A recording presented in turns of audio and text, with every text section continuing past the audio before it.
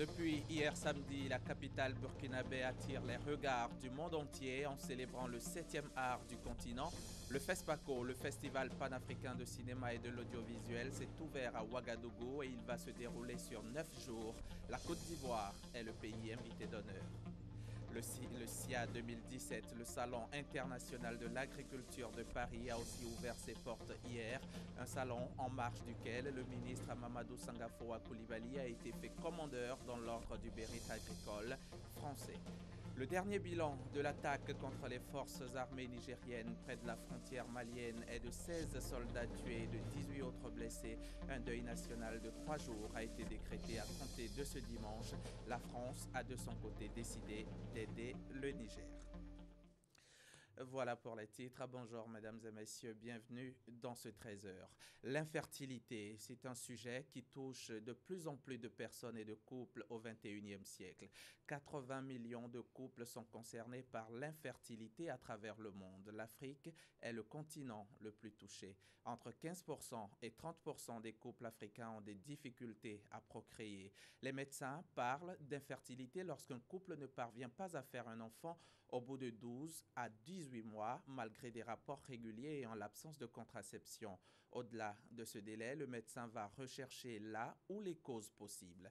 Quelles peuvent être ces causes? Comment peut-on lutter contre l'infertilité? Peut-on en guérir? Quelle prise en charge en Côte d'Ivoire? Vous saurez tout en suivant le magazine du dimanche. Nous recevons professeur Touré Ekra Anna. Elle est maître de conférences agrégée en gynécologie et obstétrique, spécialiste en médecine de la reproduction. Bonjour professeur. Bonjour monsieur Diaby. On se retrouve dans une demi-heure. À tout à l'heure. Direction le Burkina Faso, où le FESPACO, le Festival panafricain de cinéma et de l'audiovisuel, s'est ouvert hier samedi à Ouagadougou. Comme tous les 2 ans depuis 1969, la capitale burkinabé attire les regards du monde entier en célébrant le 7e art du continent et de la diaspora. Le FESPACO 2017 va se dérouler sur 9 jours. La Côte d'Ivoire est le pays invité d'honneur de ce 25e rendez-vous du cinéma africain. Franck Quadio. Coup de clap et ouverture symbolique du 25e cinéma panafricain du cinéma et de la télévision de Ouagadougou, FESPACO, par le chef de l'État burkinabé, Roch Kaboré. Le stade municipal de Ouagadougou aux couleurs du 7e art, c'est tout un cinéma. Si à Abidjan, si tu vois quelqu'un qui roule tout le temps avec un casque sur la tête, ça veut dire que la personne a piqué des crédits un peu partout. Une édition placée sous le signe de la formation au métier du cinéma et de l'audiovisuel, et cela a raison, mieux formé pour un cinéma compétitif et réaliste. L'Afrique en a bien besoin. Nous ne devons pas constamment nous laisser inféoder par la culture des autres. Il nous faut, nous aussi, dans le cinéma, traduire les valeurs positives qui font les fondements de la société africaine. Mais l'exercice ne se fera pas seul. La synergie serait l'idéal. La Côte d'Ivoire, pays invité d'honneur du FESPACO 2017, a aussi de la ressource. 10% de la production sélectionnée est ivoirienne. Sur les 20 films sélectionnés pour le Grand Prix de Yenega, 2 sont des films ivoiriens, donc encore 10%. Cela veut dire que la Côte d'Ivoire est revenue en force après sa longue traversée du désert. Et ceci poursuit l'exemple du Burkina, puisque le Burkina a décidé de faire du cinéma une vraie industrie. La Côte d'Ivoire, second contingent donc, après les 18 films présentés par le pays organisateur. Le Burkina Faso, avec son programme de rénovation de 15 salles de cinéma à travers le pays. On ne peut pas réaliser un film américain plus qu'un Américain. On ne peut pas réaliser un film hindou plus qu'un Indien. On ne peut pas réaliser un film ninja plus qu'un Japonais. Il faut des films africains, des films qui puisent leur source dans les profondeurs de notre patrimoine. Le FESPACO est donc lancé. Cinéma et musique cohabitant bien. Alpha Blondy comme cerise sur le gâteau avant de mieux engager la réflexion sur l'avenir du cinéma africain. Le Festival international des arts et de la culture de Daoukro, ici en Côte d'Ivoire, lui, se tiendra du 6 au 8 avril prochain. Thème retenu cette année, l'industrie culturelle et touristique face aux défis du développement local. Moussa Konaté. L'événement est passé de Daoukro Karna Festival à FICAD, Festival international de la culture et des arts de Daoukro. Créé en 2004, le FICAD est à sa 13e édition en 2017 et veut demeurer l'outil essentiel pour le rayonnement culturel et touristique de Daoukro, capitale de la région de Lifou. Aujourd'hui, nous avons des pays comme le Maroc, la Tunisie, qui vivent de leur tourisme. Et Daoukro aujourd'hui doit être un pôle d'attraction au niveau touristique et culturel. Notre mission, c'est de concourir à cela. Le FICAD est aussi un instrument de coopération. Cette année encore, des pays africains sont annoncés. La République démocratique du Congo, le Ghana et le Cameroun. Au-delà des concerts, défilés carnavalesques et autres activités habituelles, l'innovation pour cette édition est la formation des chefs coutumiers. Nous faisons bénéficier nos chefs de la région de Lifou des formations sur le leadership comme nos coutumiers. Parce qu'aujourd'hui, c'est très important que les attributs, les missions du chef soient clairement définies pour que nos chefs qui sont aujourd'hui nos premiers responsables des villages et autres puissent être des modèles. La 13e édition du FICAD se tiendra du 8 au 16 avril 2017 à Daoukro. Thème retenu, optimisation des potentialités culturelles et touristiques pour un développement efficient. Le FICAD se tiendra donc du 8 au 16 avril prochain. SIA 2017, le Salon international de l'agriculture de Paris en France, a ouvert ses portes hier matin et ce jusqu'au 5 mars prochain. Un salon qui réunit plus de 1000 exposants et plus de 600 000 visiteurs. La Côte d'Ivoire y est représentée avec une forte délégation conduite par le ministre de l'Agriculture et du Développement rural. Et en marge de ce salon, le ministre de l'Agriculture, justement, Mamadou Sangafoa Koulibaly, a été distingué à Paris. Il a été fait commandeur dans l'Ordre du mérite agricole français. C'était à la veille de l'ouverture du 54e Salon international de l'agriculture. La cérémonie de distinction a eu lieu en présence de membres du cabinet du ministre ainsi que de l'ambassadeur de Côte d'Ivoire en France et bien sûr de notre reporter Adama Koné, l'envoyé spécial de RTI 1 sur place. La Côte d'Ivoire ne fait pas que participer à la 54e édition du Salon international de l'agriculture de Paris. Elle est reconnue au sommet. Le ministre de l'Agriculture et du Développement rural, Mamadou Sangafoa Koulibaly, a été fait commandeur dans l'Ordre du mérite agricole français. Pour l'élu, c'est la consécration de toute une vision agricole portée par le chef de l'État.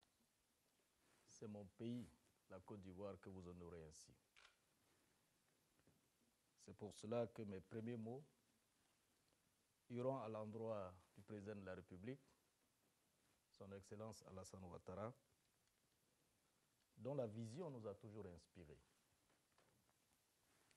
Monsieur le ministre, récemment, c'est un rapport de la Commission des Affaires étrangères de l'Assemblée nationale française qui saluait les performances de ces dernières années de l'agriculture ivoirienne. Ce soir, je reçois une distinction et je l'aperçois comme une suite logique à ce rapport. À cet instant précis, je pense tout naturellement à toutes ces femmes et ces hommes de l'administration agricole de mon pays et surtout aux braves planteurs dont le dur labeur nous vaut la reconnaissance d'aujourd'hui. Pour le ministre français de l'Agriculture, de l'Agroalimentaire et de la Forêt, Stéphane Le Foll, la distinction remise à son homologue ivoirien est la reconnaissance de son engagement dans l'agriculture ivoirienne et africaine, citant au besoin les résultats obtenus par le plan national d'investissement PENIA 1, la formulation du PENIA 2 devant conduire à la transformation structurelle de l'économie agricole ivoirienne et sa contribution à la COP22 à Marrakech en tant que président actuel de la 29e conférence régionale de la FAO. Mamadou Sangafoa Koulibaly est le seul Africain à avoir bénéficié de cette distinction. La Côte d'Ivoire et le Portugal renforcent leur coopération. Les villes de Jacquesville et de Armamar viennent de sceller un partenariat de jumelage. Le maire de la ville portugaise et son homologue ivoirien ont signé la convention à Jacquesville, ici en Côte d'Ivoire. C'était en présence des autorités locales et administratives. Chantal et Ouman Akandan. C'est dans le cadre de l'appel lancé par le président Alassane Ouattara à la communauté internationale pour le développement local que les autorités municipales de Jacquesville ont fait des prospections de partenaires au-delà des frontières ivoiriennes. Ces démarches se sont avérées fructueuses. Une délégation portugaise a séjourné à Jacquesville pendant 3 jours en vue de s'imprégner des opportunités d'affaires qu'offre cette cité balnéaire. Le séjour a été concrétisé par la signature d'une convention de coopération décentralisée entre les communes d'Armamar et de Jacquesville.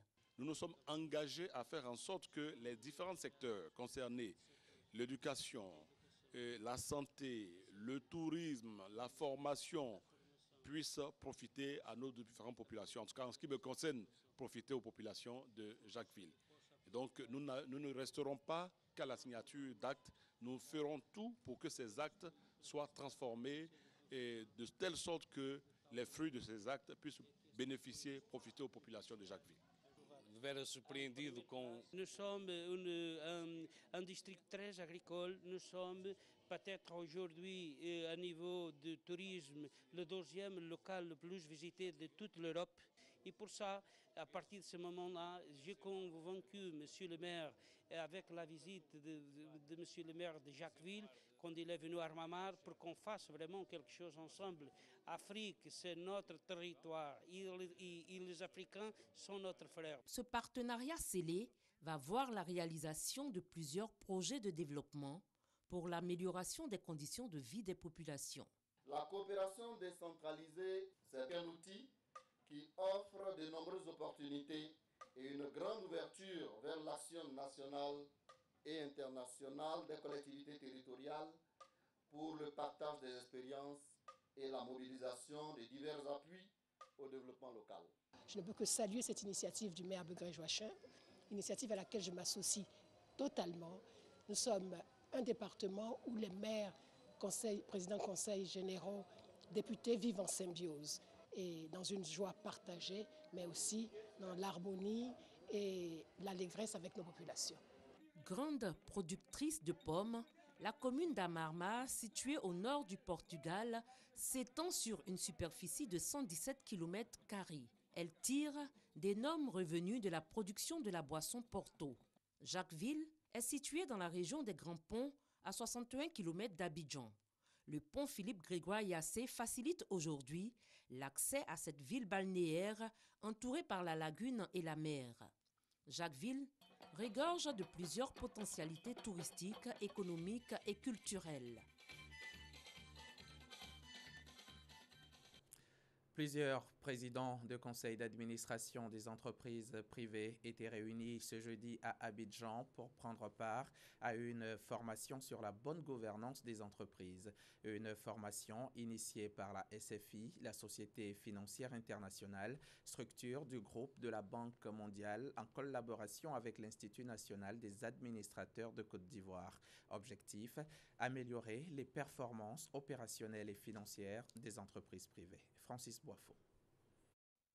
La Société financière internationale SFI relève que la notion de bonne gouvernance d'entreprise est peu appliquée en Afrique de l'Ouest. Le programme de gouvernance d'entreprise qu'elle a lancé à ce forum d'affaires vise à améliorer les performances opérationnelles et financières des entreprises privées. L'objectif, c'est de renforcer la façon avec laquelle le conseil d'administration contrôle, supervise la direction pour justement améliorer les performances, la compétitivité, les opérations d'entreprise. Le programme de gouvernance de la SFI va aider à l'émergence de champions locaux en matière de bonnes pratiques de gestion d'entreprise.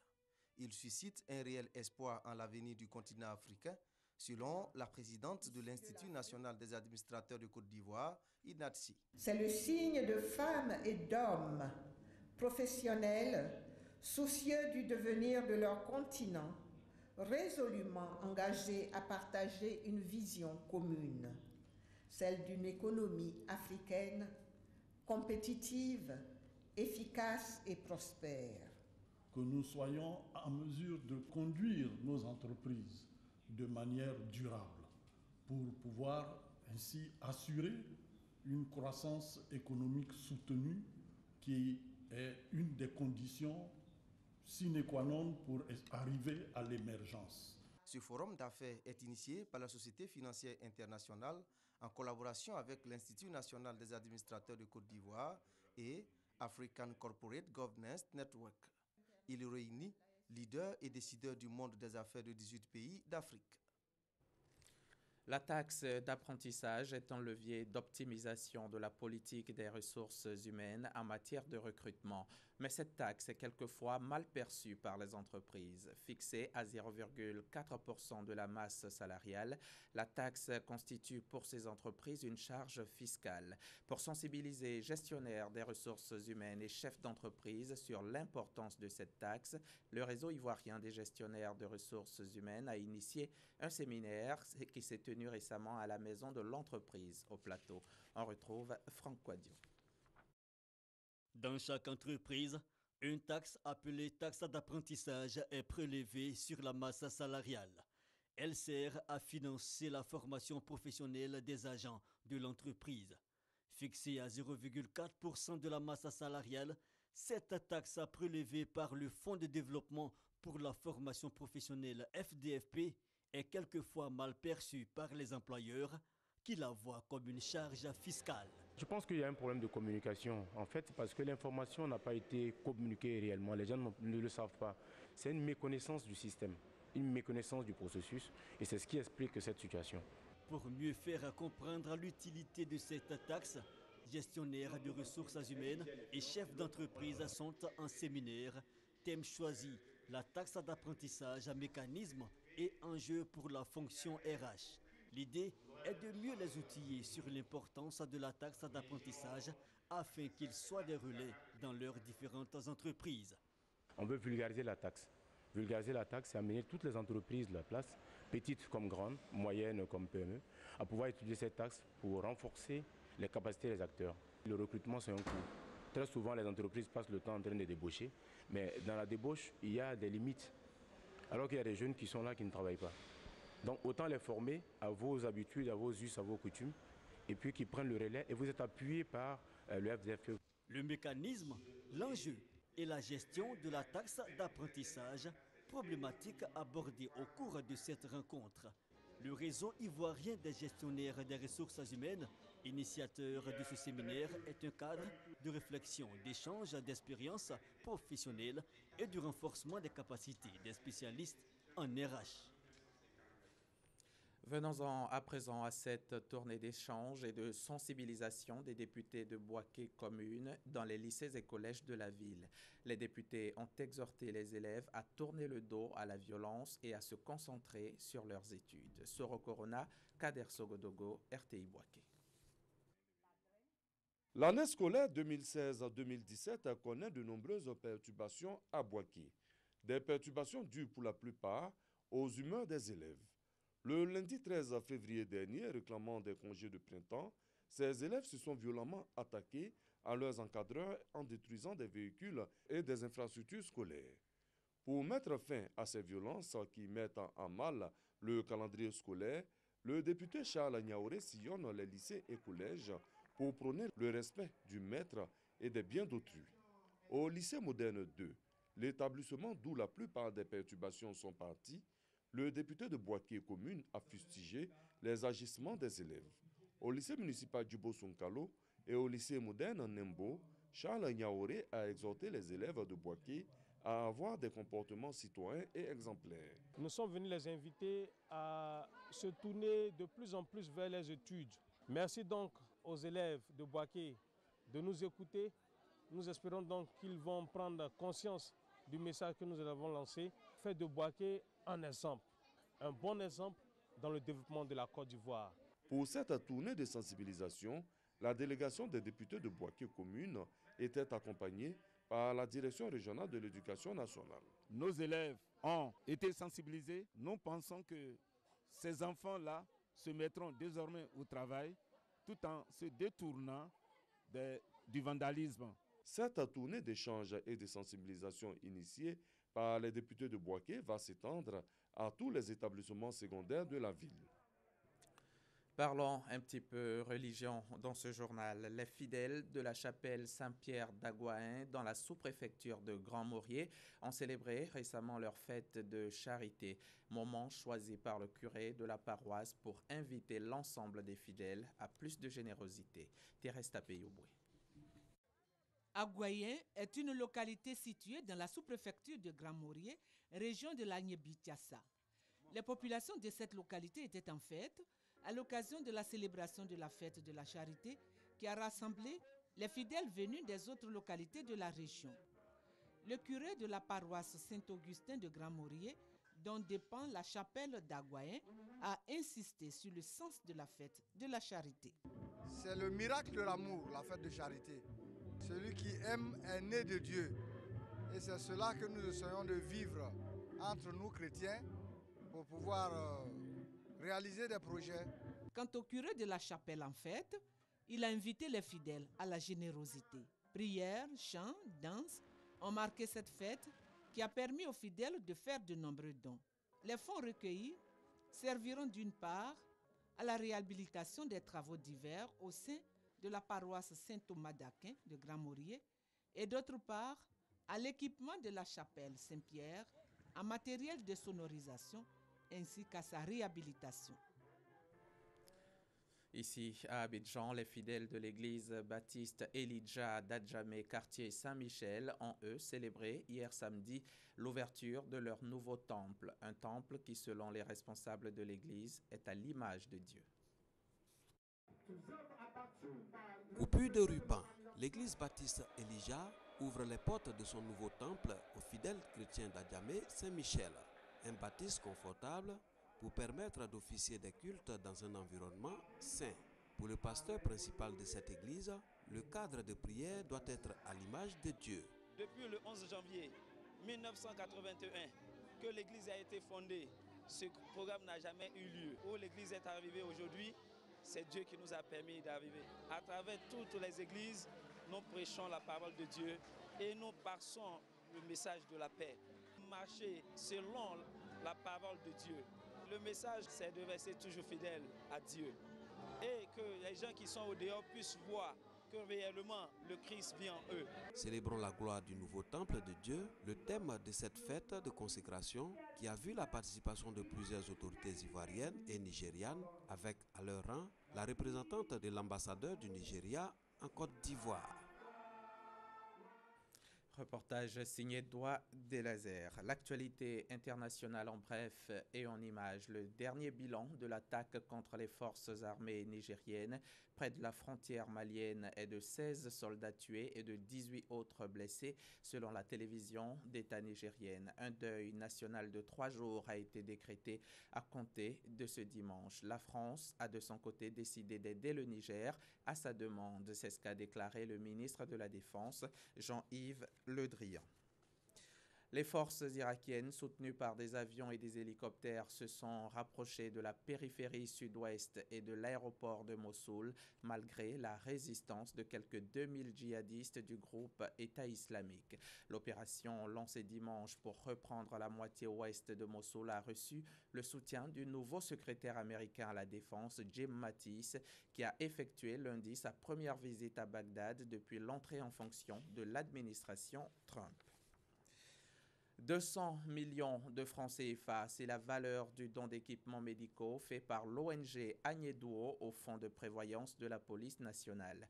À travers ce don, l'organisation non gouvernementale entend appuyer le Fonds de prévoyance de la police dans sa prise en charge des policiers et leurs ayants droit en cas de maladie. La remise de dons a eu lieu jeudi dernier dans les locaux de la CRS2 à Marcory. Herman Yamien pour en savoir plus.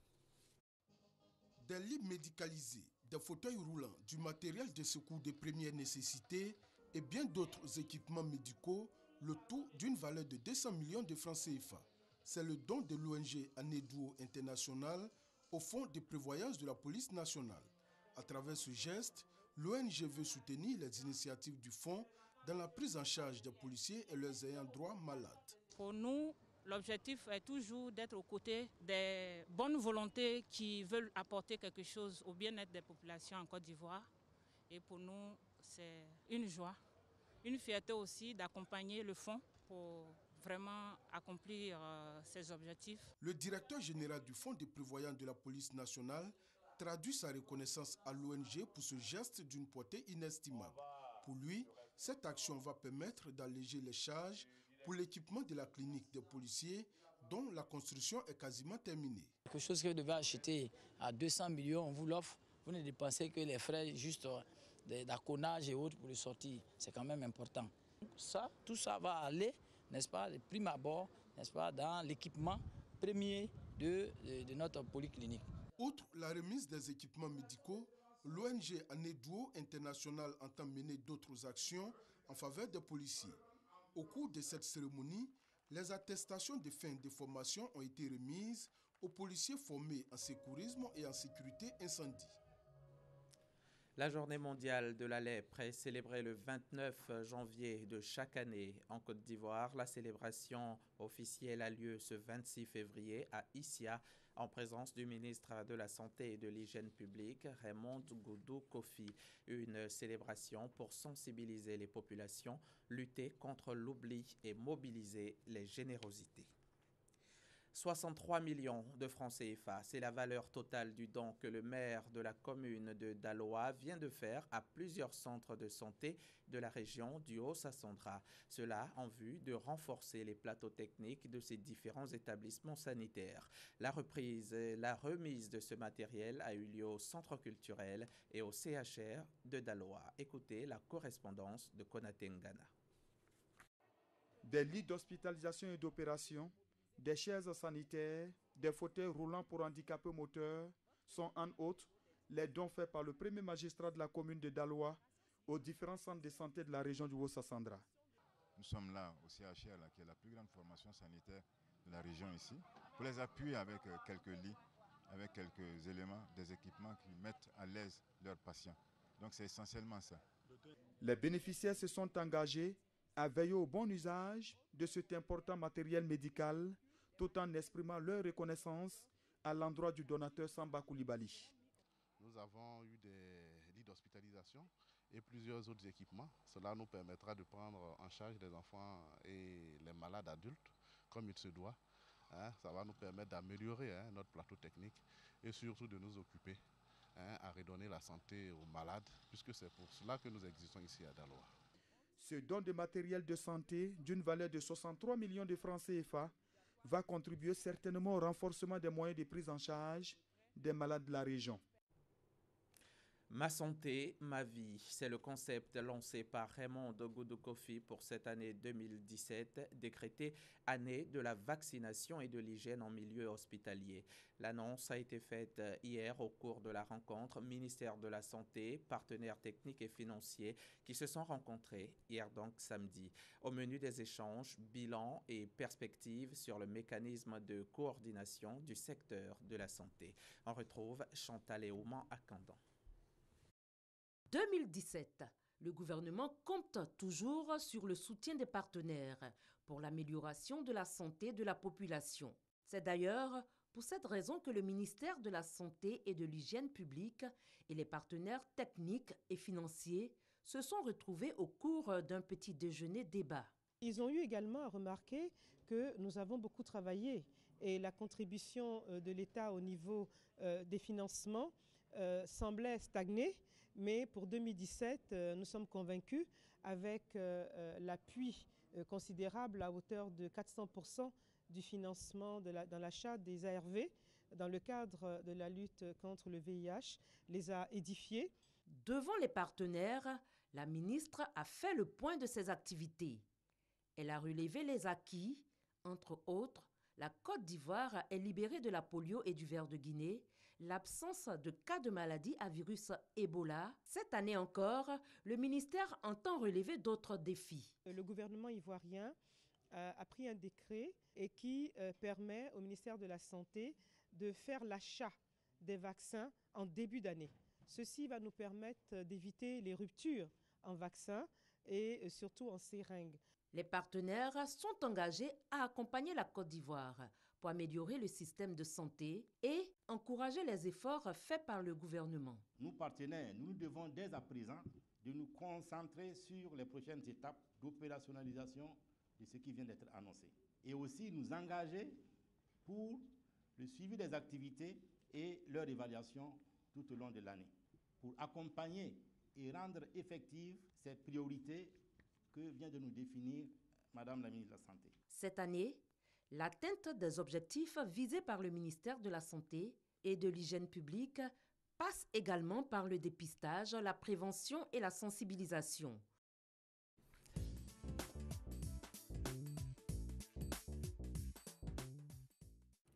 Du 7 au 10 février dernier, il s'est tenu à Grand-Bassam le 6e congrès du GIRAF, le groupe interafricain d'études, de recherche et d'application sur la fertilité. Un congrès qui a lieu tous les 2 ans en alternance entre l'Afrique de l'Ouest et l'Afrique de l'Est. Lors de ce congrès, de ce 6e congrès donc, plusieurs spécialistes se sont retrouvés pour discuter d'infertilité. On regarde. La stérilité est une affaire de couple. Mais avant de parler de stérilité, on parle d'infertilité du couple dans laquelle l'homme et la femme sont concernés. C'est toujours la femme qui est stigmatisée quand le couple est infertile. Mais nous faisons également aussi dans le partage des connaissances, des partenariats nord-sud, sud-sud, pour limiter le tourisme des couples qui veulent faire des enfants, pour que ce couple puisse être traité efficacement en Afrique. 80 millions de couples dans le monde. En Afrique, 15 à 30% de couples concernés. Selon l'OMS, en Afrique, l'incidence des facteurs tubaires est plus élevée. Des raisons qui ont motivé le GIRAF, le groupe interafricain d'études, de recherche et d'application sur la fertilité, à créer ce cadre d'échange et de réflexion. L'homme est aussi concerné que la femme. S'il a un problème d'infertilité, ce n'est pas un problème de sexualité, ce n'est pas un problème de virilité, c'est un problème qui peut être génétique ou infectieux, auquel on peut trouver un traitement. C'est un pas important parce que dorénavant, les Anglais ont le droit de réaliser ce type de technique qui peut modifier beaucoup de choses pour les pathologies mitochondriales, mais également dans le domaine de l'assistance médicale à la procréation, parce qu'on sait que chez les femmes les plus âgées, les ovocytes ont des mitochondries altérées. Donc le débouché potentiel en infertilité, c'est certainement de voir si on peut appliquer ces techniques à l'ovocyte de la femme âgée. En Afrique, pour l'instant, et en Europe, rien n'est fait vraiment. On est vraiment à l'aube d'une nouvelle technique qu'il faudra développer. Pour les chercheurs, il serait pertinent de prévoir l'évolution de la demande en termes de procréation médicalement assistée. Seul 1% des 5 millions d'enfants nés par fécondation in vitro sont africains. Alors, nous avons avec nous en plateau professeur Touré Ekra Anna. Bonjour professeur. Bonjour, vous êtes spécialiste en médecine de la reproduction, gynécologue. Dites-nous, définissez-nous l'infertilité. Avant de commencer mon propos, je tiens à remercier la RTI de nous donner l'occasion justement d'exposer sur ce sujet cuisant d'actualité. Alors l'infertilité, c'est comme vous l'avez dit tout à l'heure, l'incapacité pour un couple de procréer au bout d'1 an de rapports sexuels réguliers et sans contraception. Et dans certains cas, bon, quand la femme est un peu plus âgée, on a tendance à raccourcir les délais parce que l'idée maintenant est d'éviter une déperdition au couple, de temps au couple. L'infertilité peut être considérée comme une maladie? Je parlerai plutôt de dysfonctionnement. C'est un dysfonctionnement de l'appareil, au niveau de l'appareil reproducteur. Mais elle peut être la conséquence d'une maladie? Oui, bien sûr. Il y a certaines maladies, notamment les infections sexuellement transmissibles mal traitées, qui peuvent entraîner une infertilité justement en raison des lésions au niveau des trompes. D'accord. Et vous allez nous dire quelles sont les causes, quelles peuvent être les causes de l'infertilité? Alors, à partir on va essayer d'expliquer justement, de détailler ces causes à partir justement de l'appareil reproducteur de l'homme et de la femme. Nous allons demander à la réalisation de nous présenter. Nous montrer. Oui. D'accord. Allez-y, madame. Alors, les causes, oui. d'abord, comment faire pour qu'une grossesse survienne? Dans les conditions normales, il faut que l'appareil génital féminin et l'appareil génital mâle fonctionnent bien. Ici est schématisé l'appareil génital féminin D'abord, il faut que le vagin soit perméable pour permettre un rapport sexuel.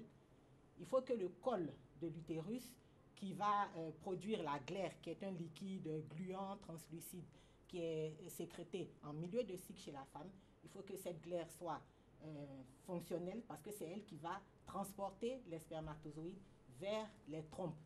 Donc, au niveau des trompes, les spermatozoïdes vont rencontrer l'ovule, n'est-ce pas, qui a été produit chaque mois par l'ovaire de la femme. Et au niveau du tiers externe de la trompe, ces deux gamètes vont se rencontrer et venir en sens inverse pour se nider au niveau du revêtement intérieur de l'utérus qu'on appelle la muqueuse. Donc, il faut une muqueuse fonctionnelle. Donc, vagin perméable, col sécrétant la glaire, muqueuse apte à la nidation, ovaire qui produit des follicules et une trompe qui n'est pas bouchée. Alors, ça c'est par rapport à l'appareil reproducteur de la femme. De la femme, il faut que tous ces étages fonctionnent normalement et sans exclusif. D'accord. Et concernant l'homme? Concernant l'homme... Y a-t-il des problèmes à ce niveau aussi? Oui, bien sûr. D'accord. Au niveau de l'appareil génital homme, il faut qu'il y ait des testicules fonctionnels, c'est-à-dire qu'ils vont fabriquer en continu, cette fois-ci, des spermatozoïdes qui doivent être de bonne qualité et qui doivent être éjaculés au cours du rapport sexuel, transportés par le liquide qui est sécrété par les différentes glandes masculines, et il doit être éjaculé au niveau de l'orifice urétral qui doit être bien positionné.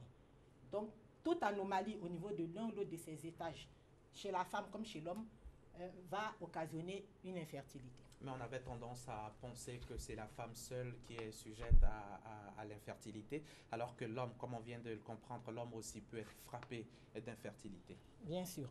Et c'est justement le gros problème de nos sociétés, parce que la femme est stigmatisée. Cette infertilité donne occasion à des violences basées sur le genre. C'est la femme qui est indexée, qui est répudiée de son foyer, alors que l'homme aussi, n'est-ce pas, peut être impliqué, parce que je vous ai montré qu'il faut qu'il ait des spermatozoïdes, non seulement qu'il y en ait, mais qu'ils soient de bonne qualité. Parfois, l'homme peut ne pas avoir du tout de spermatozoïdes. Donc, oui. Ou alors, il peut en avoir, mais insuffisant. Insuffisamment. Dans tous les cas, comme je l'ai dit, spermatozoïdes en nombre suffisant et de bonne qualité. Et de bonne qualité. Aussi, vous avez parlé d'éjaculation. Il peut être sujet à une éjaculation rétrograde. Exactement. C'est-à-dire peut-être qu'il n'éjacule pas à l'extérieur. Il faut qu'il y ait des rapports sexuels normaux de bonne qualité. Donc, tout trouble de l'éjaculation, tout trouble de l'érection peuvent causer une infertilité. Une infertilité, d'accord. Est-ce qu'une fausse couche ou un curetage peuvent causer l'infertilité? Surtout les curetages. Les fausses couches, si les fausses couches ou le curetage sont suivis de soins adaptés après l'avortement, comme on dit, soins après avortement, en principe, il n'y a pas de problème. Mais c'est surtout les avortements clandestins faits dans des conditions peu recommandées, peu sanitaires et tout, qui peuvent entraîner, n'est-ce pas, une infertilité. Les conséquences, les séquelles peuvent entraîner une infertilité. Y a-t-il différence, nuance entre infertilité et stérilité? Oui, parce que l'infertilité peut se guérir. On parle de stérilité une fois que l'infertilité est définitive. En général, ce sont des situations extrêmes où l'homme n'a plus du tout de testicules, soit parce qu'on l'a opéré, ou la femme n'a plus d'utérus ou d'ovaire. Mais avec les méthodes modernes de procréation, on estime qu'il y a très très peu de couples dits stériles. Donc, une fois qu'on parle de stérilité, c'est vraiment qu'il n'y a plus rien à faire du tout. Donc, on parle maintenant rarement de stérilité. Alors, une question. Est-ce qu'on peut être professeur, est-ce qu'on peut être fertile hier, infertile aujourd'hui, et puis demain, par miracle, redevenir fertile? Bon, il y a des causes transitoires, parce que ce qu'on doit comprendre, le traitement, en général, ce sont des traitements palliatifs qu'on administre. Une fois que le traitement finit, le couple revient à son état initial. Mais il y a des causes qui sont curables. Donc, dans certains cas, on peut guérir de son infertilité. Il y a des causes transitoires qui peuvent être curables, mais malheureusement pas toutes. D'accord. Mais est-ce que la cause peut être due non pas à l'homme, non pas également à la femme, mais peut-être à une incompatibilité pour les deux conjoints de faire un enfant ensemble? Est-ce que la cause aussi à ce moment-là ne peut pas être psychologique tout simplement? Est-ce que cela peut se produire? Oui, ça peut arriver dans certains cas que la patiente ait un souci qui revienne après à la normale. Ça peut arriver. D'accord, je veux dire, entre l'homme et la femme, est-ce que l'homme peut ne pas avoir un problème, la femme également n'en a pas, et puis tous les deux, parce qu'il y a une incompatibilité justement entre les deux conjoints, est-ce que ça peut arriver? D'accord, c'est ce qu'on appelle les infertilités de cause inexpliquée, c'est-à-dire qu'on ne retrouve rien chez monsieur et rien chez madame. Donc on parlera d'infertilité inexpliquée. D'accord.